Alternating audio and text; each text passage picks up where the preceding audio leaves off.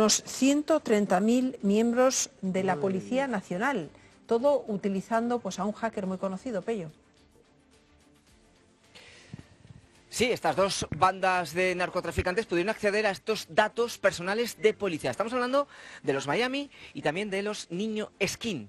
¿Cómo pudieron acceder? Bueno, pues en el año 2022 hay una brecha de seguridad. Ahí creen que un hacker es el que se infiltra y consigue esos datos de más de 130.000 policías y luego se los da a estas bandas. Estamos hablando de datos sensibles, porque son no solo datos policiales, sino también datos personales. Estamos hablando de DNIs, de domicilios personales, de teléfonos de estos policías, pero es que además también tenían los destinos y las unidades donde trabajaban. Y ojo, porque también se filtraron datos de agentes de la UDICO, es decir, los que investigan a estas propias bandas de narcotráfico. Por eso es material muy sensible el que se filtró.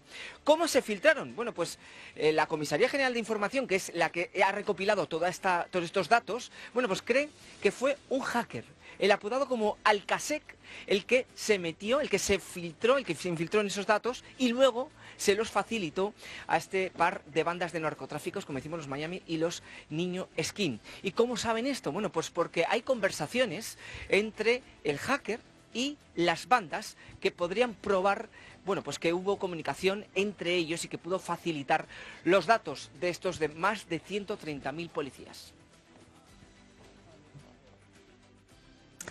Gracias, Pello. Vamos a saludar a Juan Carlos Galindo. De vez en cuando hablamos con él de los malos que se mueven en las redes y que tienen mucha capacidad de hacer daño.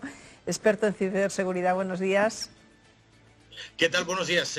Como siempre, un placer que me llaméis. Me gustaría que me llamarais para otros temas, pero es al que me dedico. Siempre nos tenemos que hablar de los malos. Sí, algún día quedamos y hablamos de los buenos, ¿no? Pero venga, es lo que toca.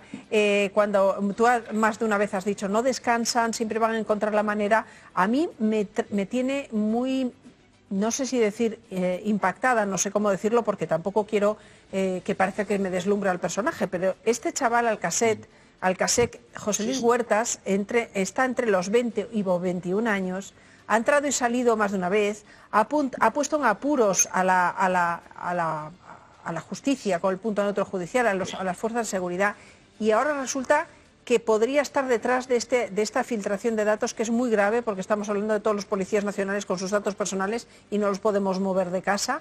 ¿Cómo puede ser que un individuo de estos no esté más controlado? También me pregunto, ¿no? Porque o lo tienes de tu parte o si lo tienes enfrente es un peligro. Déjame que te cuente, esto él lo cometió, por esto fue a la cárcel. Él ahora está reconvertido, o por lo menos así, las fuentes cercanas nos han confirmado que él ahora parece estar en el lado del mal. Él ya pagó por esto. Esto ha salido a la luz ahora porque sale ahora, pero esto nosotros ya lo sabíamos y de hecho, María, lo comentamos aquí en Telemadrid, que esta brecha digital, que Alcasec cuando hablamos, sí. Claro, cuando... No sabíamos en qué se traducía, ahora tenemos los números y los afectados, pero sí hablamos que le había hecho un agujero muy serio al sistema de seguridad. Esto es, lo hablamos hace 2-3 años. Entonces, y luego hay que decir, hay que puntualizar al compañero. Alcasec no facilita ni da nada, lo vende. Y con mucho dinero estas bandas compran esta información a los hackers as a service. Es decir, ya contratan expertos fuera de la organización que les faciliten estos datos. Por lo tanto, es muy importante decir que él no facilita nada, él no deja nada, sino que cobra, y cobra muy bien, lo cobró muy bien, y por eso está en prisión. Es cierto que era menor de edad, es cierto que ahora está, por lo que me dicen, reconducido, pero en cualquier caso, este chico era un cerebrito, era un crack a nivel, nunca mejor dicho, de craquear, de romper cualquier barrera. Fíjate, entró en el punto neutro judicial, uno de los puntos más protegidos de toda España, ¿no? Pues él entró, metió datos de Hacienda, datos de policía, datos de encausados, y vamos a ir sabiendo poco a poco cuál ha sido el alcance de esta exfiltración, porque como verás, María, lo que ya decíamos hace 2-3 años, que era monumental, nos vamos dando cuenta que es monumental y con mucha profundidad, y como tú dices, hay datos muy sensibles. Es cierto que normalmente estas bandas no van a meterse con la policía, toda la policía lo sabe, no van a ir a casa de ningún policía, por lo tanto creo que hay que mandar un mensaje de tranquilidad a los familiares y a todos aquellos que nos estén escuchando. No lo van a utilizar para esto, por fortuna no es ni Estados Unidos. ¿Para qué quieren ese tipo de datos? ¿Para demostrar poder? ¿Para presionar? Para identificarlos, para cometer estafas. Ellos son también ciudadanos. Ese teléfono puede haber direcciones donde puede mandar alguna misiva. A mí no me consta que ninguno de que Fuerza y Cuerpos del Estado, sobre todo Policía Nacional, que es donde el agujero más grande se ha hecho, hayan recibido ninguna amenaza, ninguna coacción, ninguna paliza dando la vuelta a una esquina, ni ninguna agresión a sus familiares.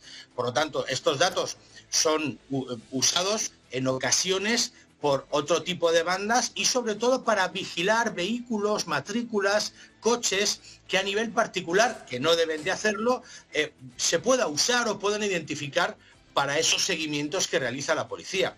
Insisto, los datos en sí mismos asustan, pero por fortuna no estamos en países donde la violencia es extrema, donde se secuestre, donde se coaccione a los familiares de la policía o al propio policía, ¿no? Y por sobre tanto, todo, yo creo que...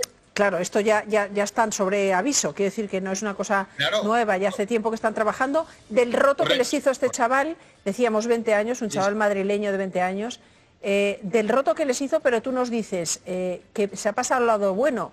Si es así me quedo más tranquila. El lado bueno quiere decir, oye, puede ganarse la vida muy bien con esas habilidades, trabajando al servicio de todo lo contrario, de la seguridad del Estado, ¿no?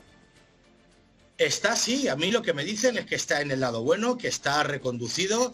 Obviamente no podemos estar al 100% porque el mal está ahí, la tentación está ahí, hasta los que en teoría somos buenos podemos sufrir esa tentación del lado oscuro, esa fuerza que nos puede llevar al lado oscuro, pero de verdad, María, me dicen que este chico, y un matiz, lo hizo con 17 años. 17 años hizo este error. Cuidadito, no tenía ni siquiera 18. Por eso fue un centro de menores y las penas fueron mucho menores y por eso se ha podido reconducir a este lado bueno, permíteme la expresión. Me consta que además estaba estudiando ahí el bachillerato en un colegio céntrico en Madrid y sus profesores no daban crédito del personaje que tenían delante. En fin.